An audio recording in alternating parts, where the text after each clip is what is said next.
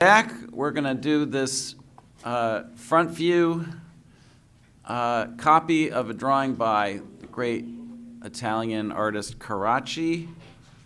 It's unusual in that the model is facing us directly.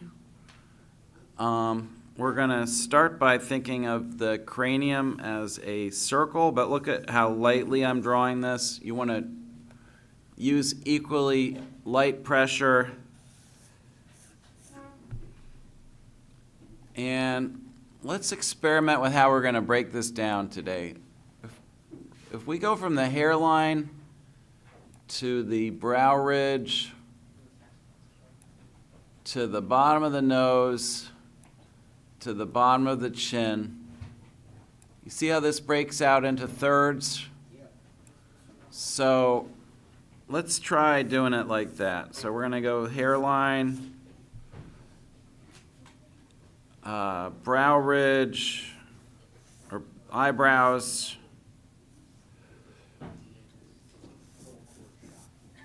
bottom of the nose, bottom of the chin.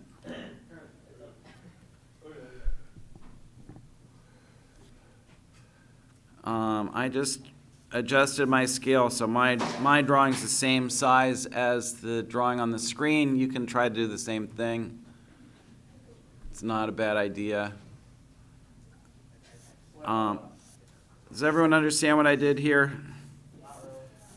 So I just estimated this distance for the hairline. Then I divided this distance in half from the hairline to the bottom of the cranium. That's where the eyebrows are. The eyebrows are just under the brow ridge. Brow ridge is sort of up here.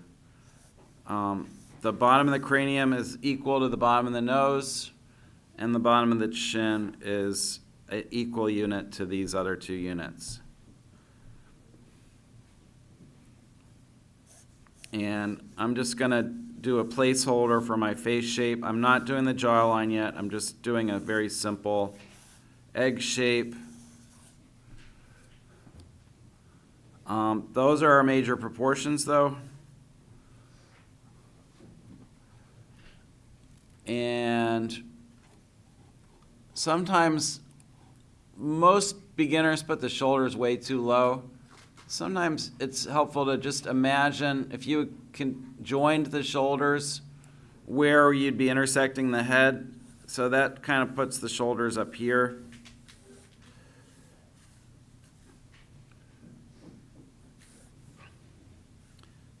And every beginner is going to wait way too long. You're going to put the shoulders in like after you've already done the eyeballs and the hairs on the eyelashes, and that's a big mistake. It's really helpful to sort of see how the head is planted before you get into all that detail.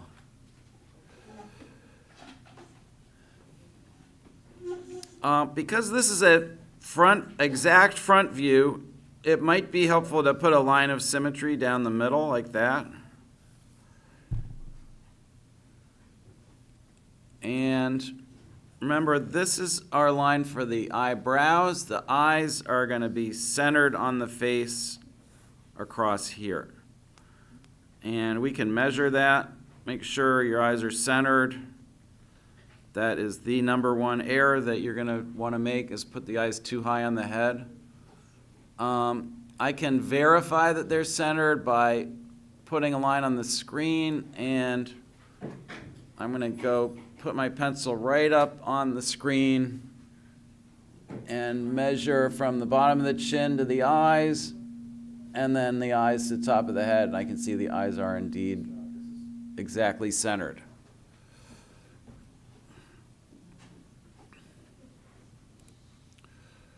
Okay, let me clean this up.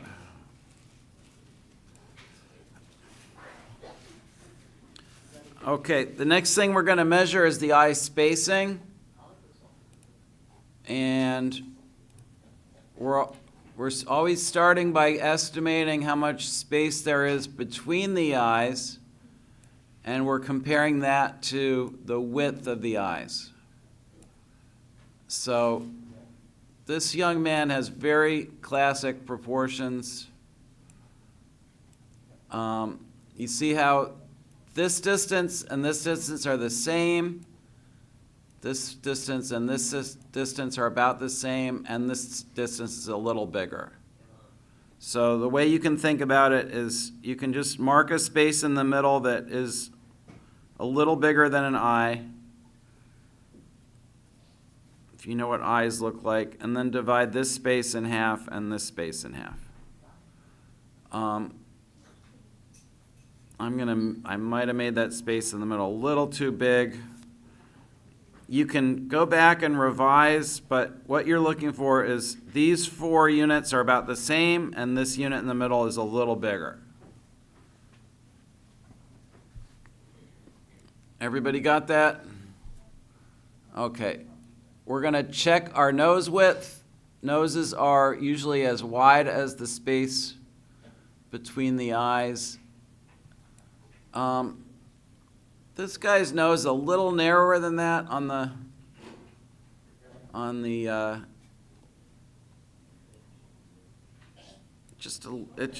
so we're going to make these construction lines, but the nose is going to be just a little inside this line on the left.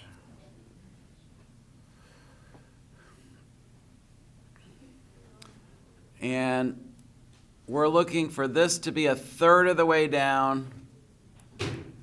Who thinks this is a third of the way down? Maybe? Yes. Are these 3 units all the same? Yeah. I don't think so. I think the top unit's a little longer. Would you agree with me? I would agree with you. Okay, that means he's got a slightly long philtrum. So we're gonna put that mouth between a third and a halfway down.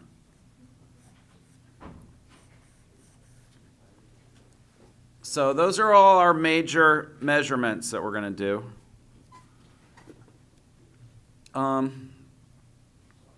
Let's do a really advanced technique.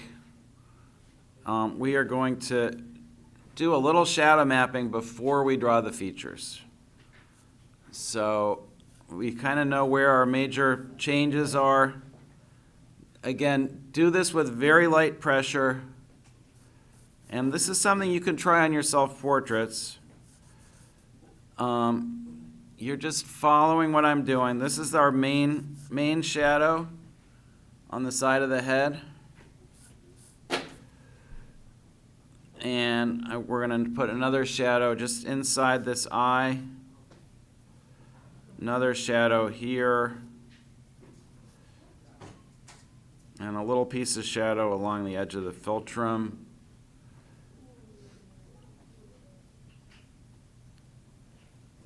And another shadow at the bottom of the chin.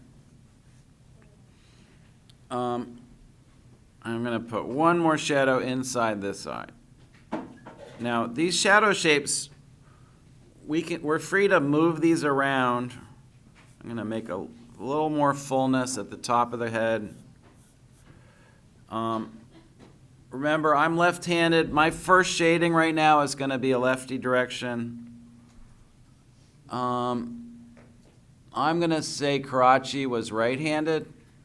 Maybe I'll do a right-handed. You see how this background shading right here? You see how that's definitely, this is the shading he's doing when it doesn't really matter if it follows the form or not. So he's definitely a righty. So let's, I'll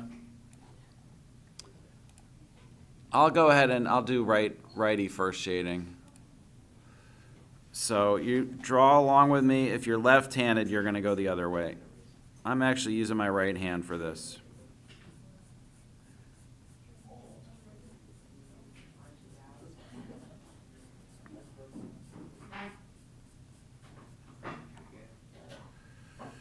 Okay, this is getting hard because these shapes are small, but this is not very exacting work because I'm not committed to any of these shadow placements.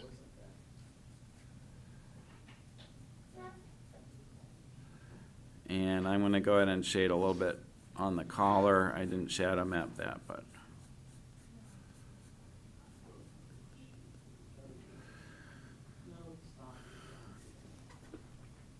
Okay, so what that did for me is this allows me to see my drawing already as a volume. And I'm going to do much better work on the drawing if I can see it, if my brain is able to see it in 3 dimensions. Let's go ahead and, while we're at it, block in the ears, and then I'm going to come around and check your work. So the ears they go above eye level, they go between eye level and brow level. So here's eye level, here's brow level. The ears are going to end here, and down here they go to the bottom of the nose. And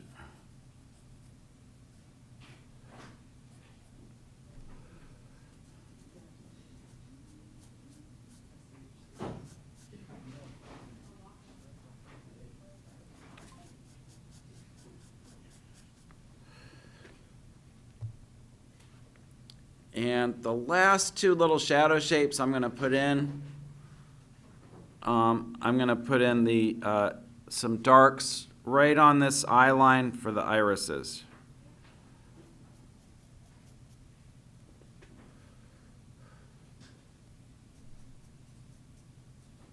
Notice I am not drawing circles for the irises. I'm going to do 2 more. I'm going to just do a couple little darks for the nostrils. So by putting in these shadow shapes, we can see the form in 3 dimensions, and we can start to see if we're getting a likeness. Okay. So we are going to go in and do close copies now of the features. Everything is placed where we want it, and what close copy means, we're going to try to actually copy the hatching technique. So we decided that the outside corner of this eye is here. So we're going to draw the shape of the eye. Let me zoom in on my drawing as much as I can.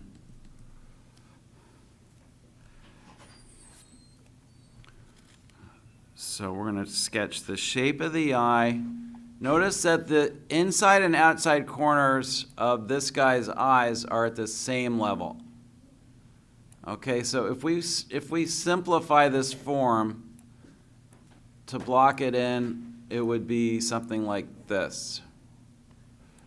Okay, don't turn it into a football. It's not a football, it's not an almond shape. It's a very distinctive shape.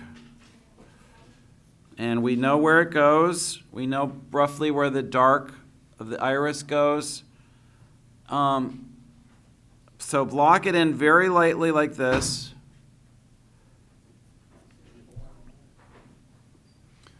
And I'm always trying to convince you that the bottom margin of the eye is 2 lines, not 1 line.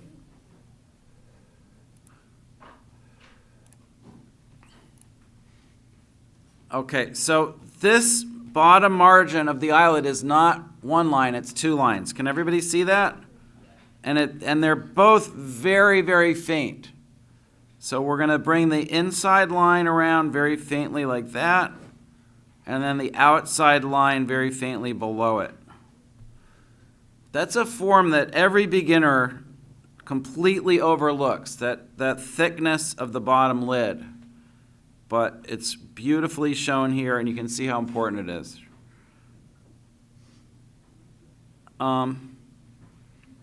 This is an absolutely amazing drawing. I don't know if you can appreciate just how well handled all this stuff is. It does not look like a photograph because it's not trying to look like a photograph. He'd never even seen a photograph. It looks like the drawing of somebody who really understands every form that he's drawing. which artists had to be able to do in the days before we had photographs. Okay, here's the eyelid. It's a little thicker here, gets a little thinner in the middle, and then it gets a little thicker towards the outside. And then remember, for the iris, instead of just drawing a circle for the iris, we're looking at these shapes that I call shark teeth. See, there's one that's like that, and here's another one that's like that. This is one of the only times that I teach in terms of referencing what's called, artists call negative space or negative shapes. But it's really helpful for eyes. So there's the shark tooth on the left. Here's the shark tooth on the right. And in between appears the iris.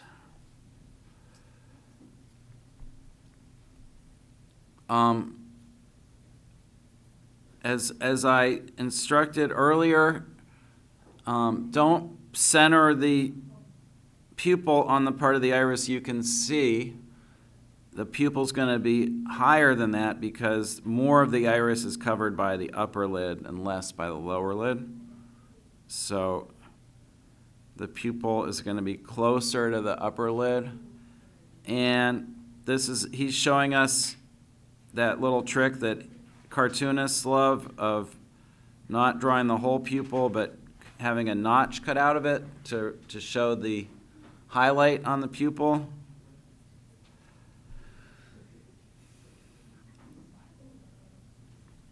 And now we're going to try to emulate the shading technique of the lid.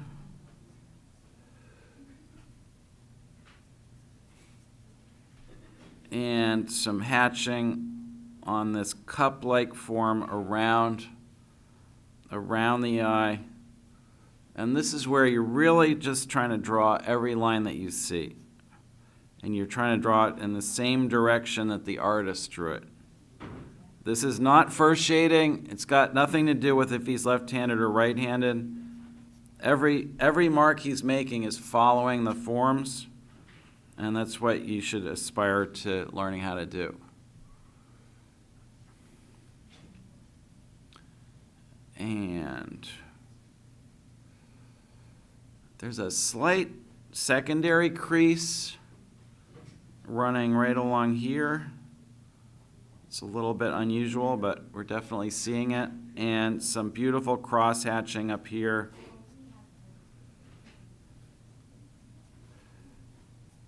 And a little bit of hatching. This is a halftone, this is not a shadow.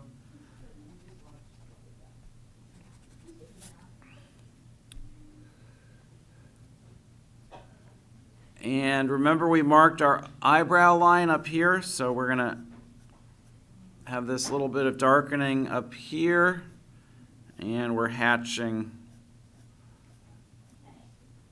a little bit at the outside of this sausage-like form above the lid.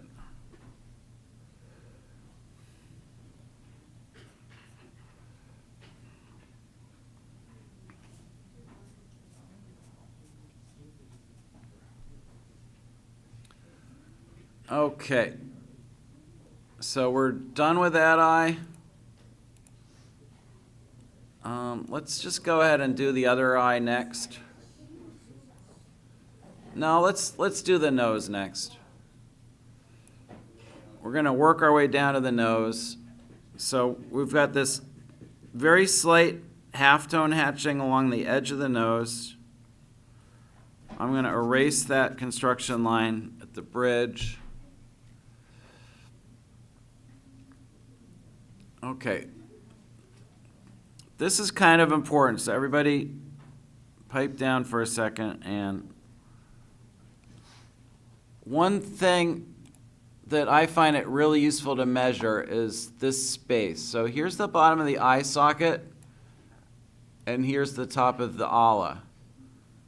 Most people end up with way too much space here. We can use fractional thinking, and we could say that this space is about half as long as this space. So we know this distance, we're gonna go about twice that far, and that's gonna get us to the top of the ala.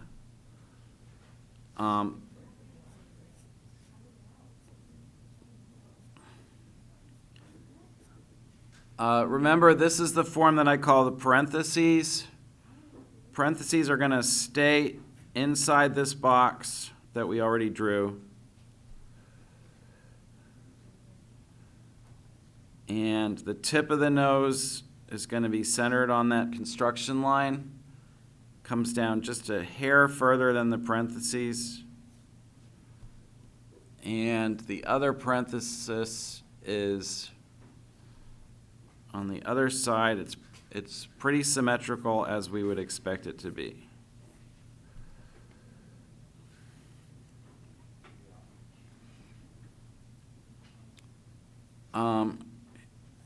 The nostrils are very exposed on this young man, so we're going to bring this up pretty high, and these teardrop forms are pretty large.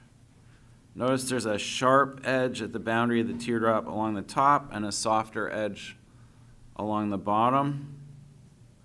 So don't draw a hard teardrop form, just draw it lightly and then sharpen it along the top, not along the bottom.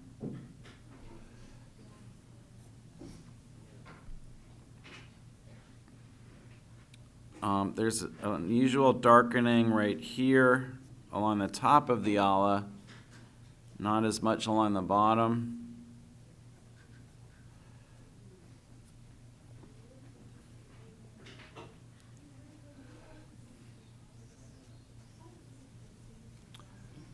And yeah, this is a strong, it seems like the light is maybe coming from underneath. I haven't really thought about that, but it's definitely an unusual light source.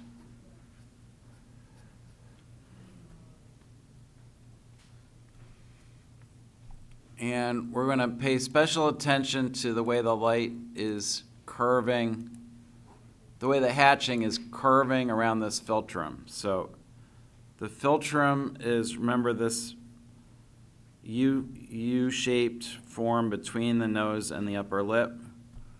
And look at this beautiful hatching curving around the form this way, and then cross-hatching and curving around it this way.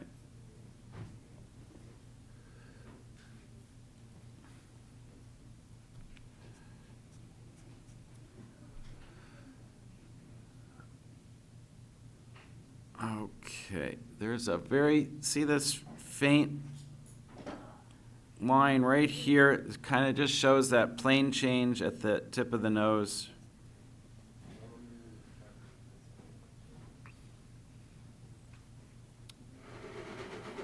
And we're going to move on to the other eye. So make sure your eyes are on the same exact line. My line got a little sloppy. The eye has to end up on that line. And we're going to do the same approach on this eye. We're going to block it in. And you'll notice the shape of this eye is not exactly the same as the shape of the other eye. Faces are not perfectly symmetrical. If you've ever seen psychologists sometimes do an experiment where they will take the left side of someone's face and composite it with a mirror image of that side, and they'll do the same thing with the right side of the face. They'll make a composite of the right side and its mirror image, and they don't look like the same person. Like, your left side of your face is a little bit different from your right side, and a lot of getting a really expressive portrait like this is capturing those differences. So there's my block in for that eye. I'm going to erase the construction line, and here again, the bottom margin is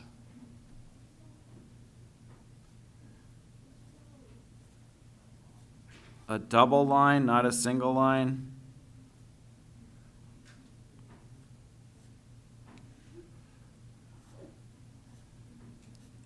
Very faint lines underneath and a slightly thicker line across the top. That's the upper lash line.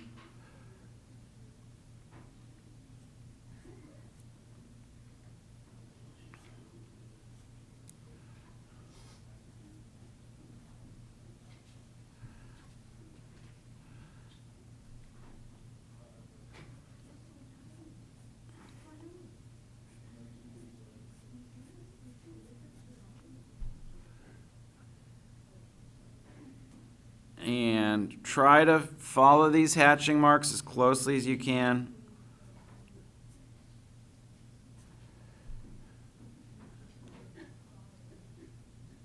And again, I'm not going to draw them, but just look for the shark teeth. Notice that this eye really sags down more at the bottom, so the entire bottom of the iris is exposed in this eye. In the other eye, the bottom of the iris was covered.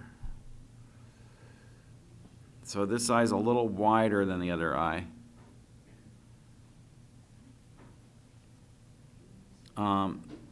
His pupils are quite large, like he's in a, and we can see the light is coming from the lower left. Kind of interesting. Everyone knows why. When do your pupils enlarge like this? When you take mushrooms? No, that's not what I was looking for. But any other ideas? Come on, you know when do your pupils enlarge? When it's dark. Yeah, when it's dark. So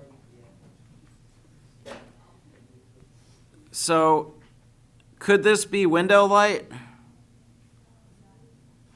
How could window light be coming from the lower left?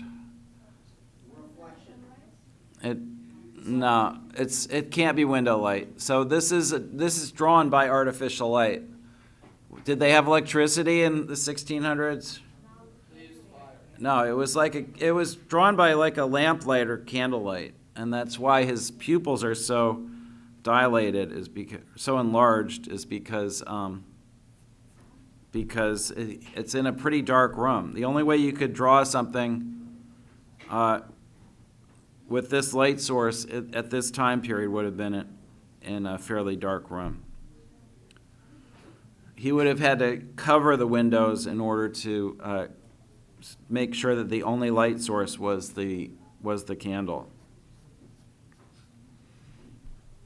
which kind of makes the drawing all the more impressive. Okay, I'm going to come around for another brief.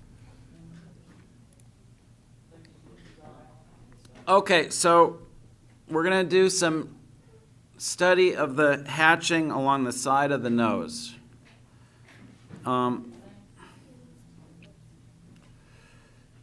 So you've heard me rag on that guy Dylan a few times. Dylan draws every pore, but I appreciate this drawing so much more. We don't see any pores, do we? We don't see any beads of sweat, but what we do see is hatching that conveys an understanding, the artist's understanding of the form. And every artist understands form uniquely, and so hatching like this, it shows the personality of the artist much more than a photorealistic rendering of the pores in the skin. I mean, how much do we look at pores anyway? Like, does anyone really? Do you look at each other's pores?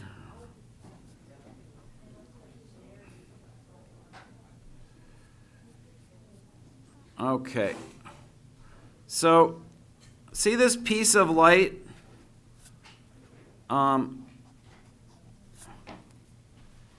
this piece of light, this is like the underside of the eye socket. It's all brightly lit here. It's another clue that we're looking at something that's lit from below.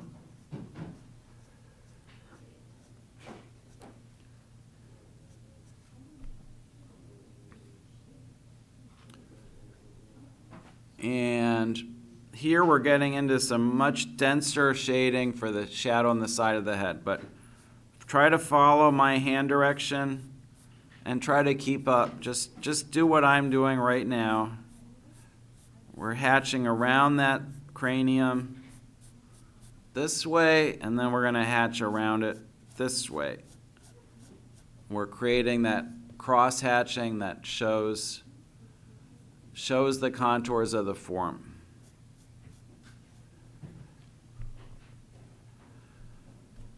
Little darkening right here for the brow.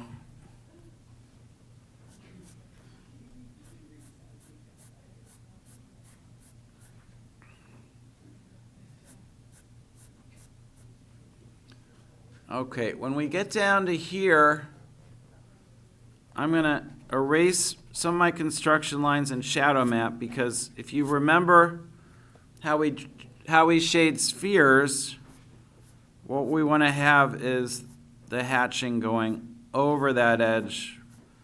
So we're starting every line in the shadow, and we're ending it in the light. And we're going to go the same thing, cross hatching the other way lightly, like that.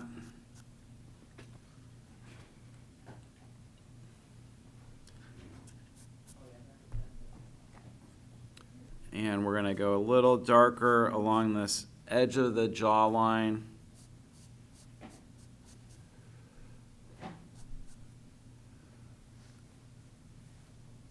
And here we've got the hair. I'm going to see how I'm holding my pencil down more level with the paper to get a wider mark. And I'm just going to try to draw the hair the way he did with a few simple wide strokes. As you've heard me say before, there are a million ways to draw hair, and the best way to learn is just copy a bunch of different artists and see how they do it, and then pick something that works for you. So notice that he's using a much thinner line for hatching the forehead, and then thicker lines with the side of his pencil for hatching the hair.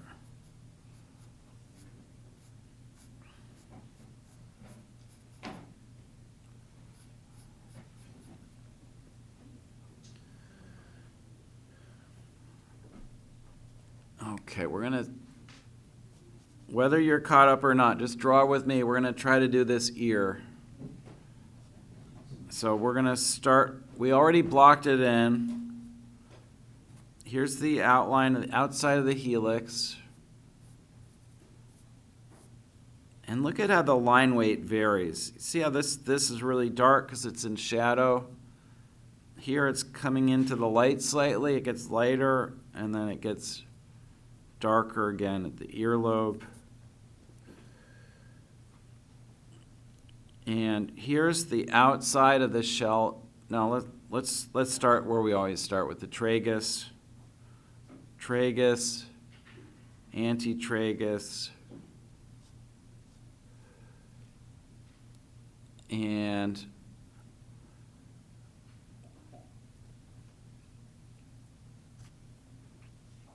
the origin of the helix is not really visible in this view. So we're drawing the outside of the helix here. And then here we're switching to the inside of the helix. There's the little triangular fossa. And the antihelix is all in shadow. It's not very visible. So we end up with something like this.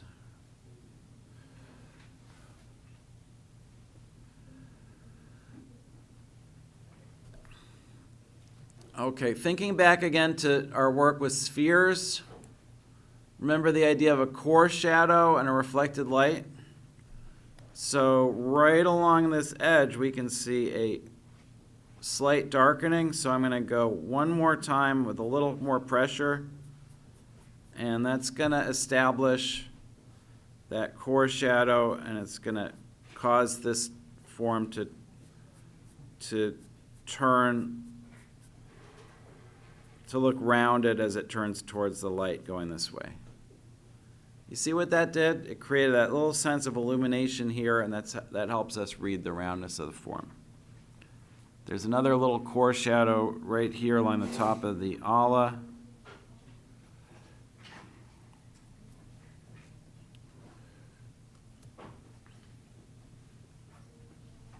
And I'm holding off on the jawline until we've done the mouth. So let's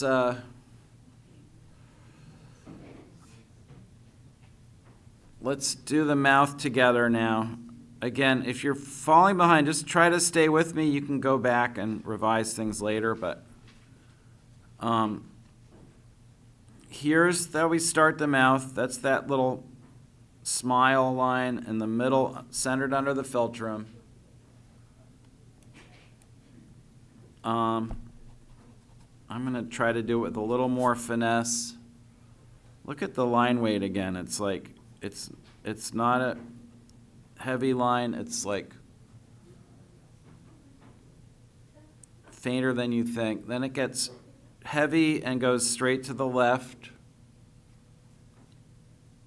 and turns into a shadow shape at the outside.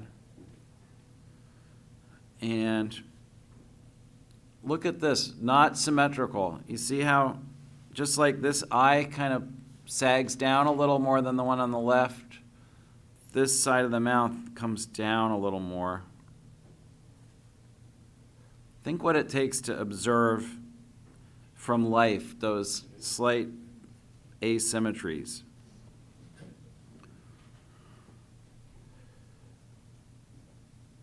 So the number one error that some of you are making in your self-portraits on mouths is you're just shading in the lips. Like you're using your red crayon and making the lips shaded. Look at how the play of light across these lips, very subtle. They are not outlined at all. There's a slight darkening here along the bottom margin of this lip and a slight cast shadow in between, slight darkenings on either side of this little dent in the middle of the lip, and a very slight color change along the top margin, but it's a broken edge. You see how there's not a hard outline around this mouth at all.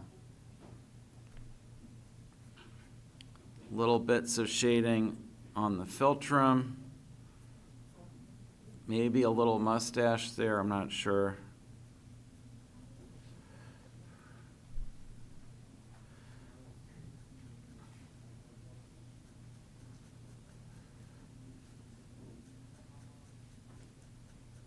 And look at this. That chin is like sculpted. Can you see that? It's like every form is so clear.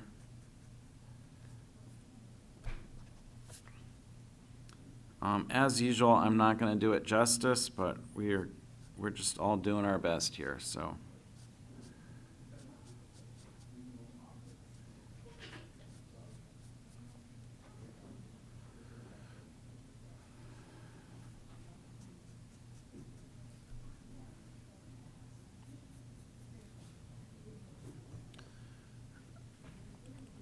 Okay, we're going to take a look at the shape of the jaw now. So I'm going to zoom out. We're going to start with the chin.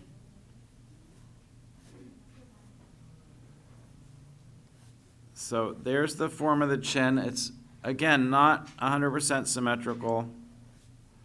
Kind of a heavy line.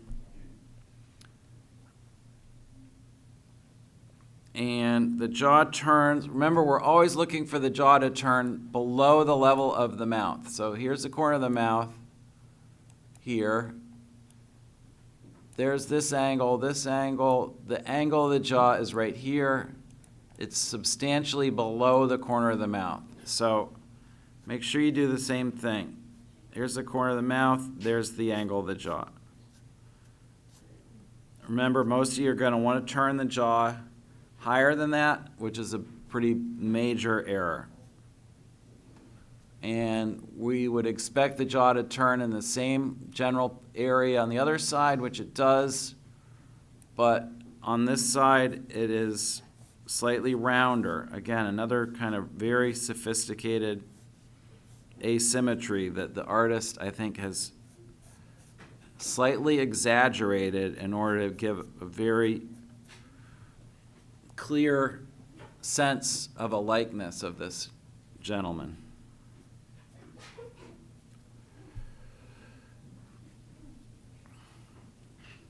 Okay, there's a little shadow under the jaw now that we've done the jaw.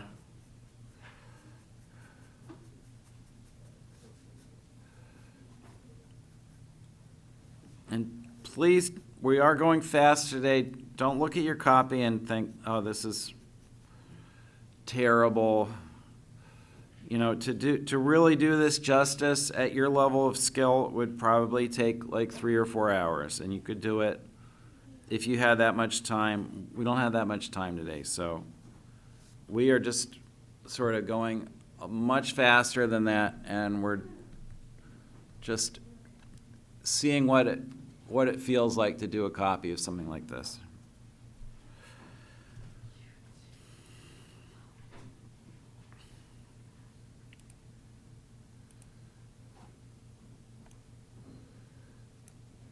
Okay.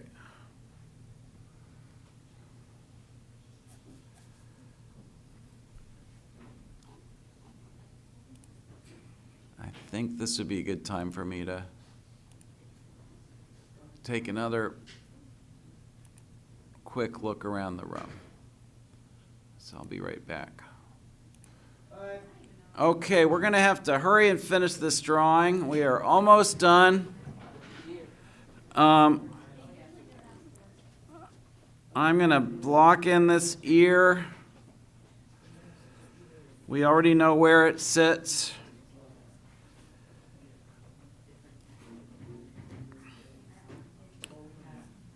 There's that outside of the helix flipping around. And look, this ear looks nothing like the other ear. The light is different and the form is different. This whole drawing is just a lesson in how asymmetrical a drawing can be and still look balanced. There's a little widening of the cranium right above the ear.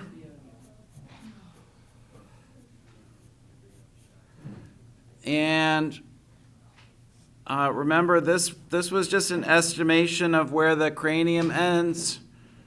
The hair is going to bring us slightly above that level. And one thing, for those of you who are struggling drawing hair in your self-portraits, remember the most important thing is to show enough contrast in hair, because hair is shinier than skin. So however much contrast you have in your skin, you should have more contrast than that in your hair. So you see how pale this is on this side? It's like barely touching it. And over on this side, he's going with a heavy cross-hatching to show that this side of the hair is much darker. And also notice the hatching lines are going right over the edge up here to make it look like there's a little bit, you know, the hair fades into the background, slightly out of focus.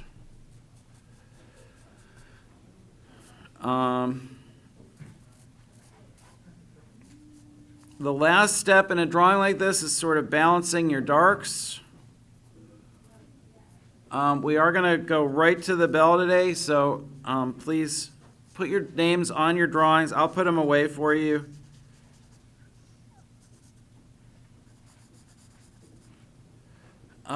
So I can see that in my drawing, I need to go a little darker along the side of the face. And there's a little dark here. And definitely darker inside this eye socket. What you want to do is just take a few steps back from your drawing and look at the overall pattern of lights and darks and see if it's similar. And if it's not, just do what you see me doing right now and just darken the areas that need it, and if necessary, you can erase some areas that don't need it. I was just talking to Ted about, he went a little hard on this halftone shading. If you want to put any of this hatching in, you need to barely touch your paper because you don't want these halftones to compete at all with your shadows. Your shadows are much, much darker than any of the halftones. So this is a shadow here, this is a shadow here, this is in shadow, but this here is halftone, and you don't want to, you just have to get used to using much, much less pressure on your halftones than you use on your shadows.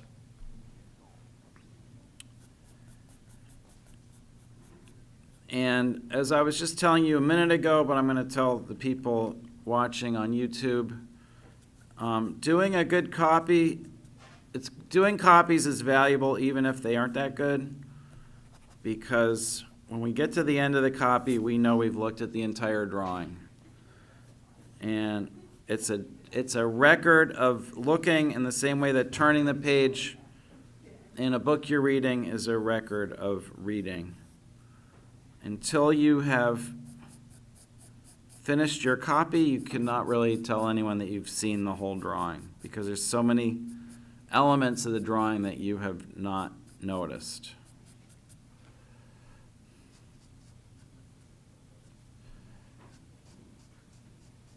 And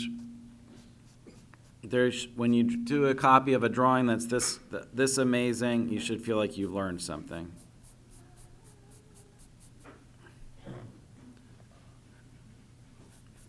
And not to just, I'm sorry to pick so much on our friend Dylan, but if you did a copy of one of Dylan's drawings, the experience, would you learn anything from his drawing that you didn't already know from the photograph? I don't think so. It's like the same thing. So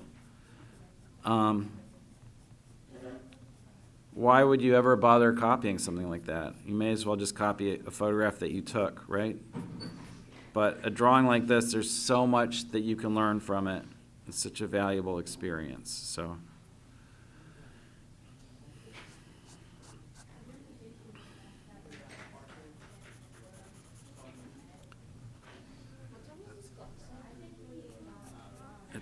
It's on the wall there.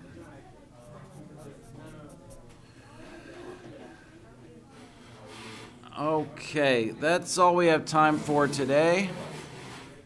So thank you for watching at home, and thank you for doing such a great job in class. Leave your drawings up, please. I will collect them. Put your names on them, though.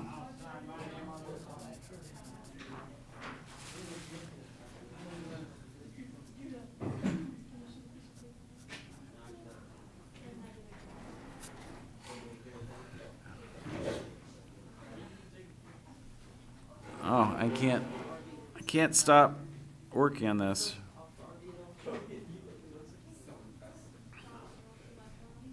Okay, that'll have to do. Bye-bye.